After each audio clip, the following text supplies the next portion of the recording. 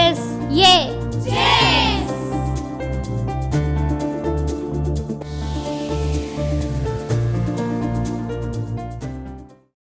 ఏ రోజైతే సమాజంలోకి దురలవాట్లు వస్తున్నాయో ఆ రోజు మీ తల్లిదండ్రులకు కన్నీళ్ళు వస్తాయి. ఏ రోజైతే తల్లిదండ్రులకు కన్నీళ్ళు వస్తాయో ఈ సమాజం మొత్తం దారి తప్పుతుంది.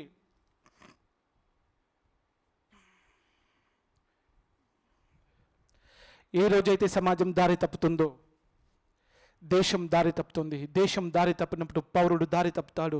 అప్పుడు మనిషి కూడా దారి తప్పుతాడు. మానవ మనుగడకు ముప్పు ఏర్పడుతుంది. అమ్మ నాన్నను వద్దన్నవాడు మానవ జన్మను కూడా వద్దన్నాడని అర్థం. అమ్మ నాన్నను గౌరవించలేనివాడు మానవ జన్మను కూడా గౌరవిస్తలేడని అర్థం.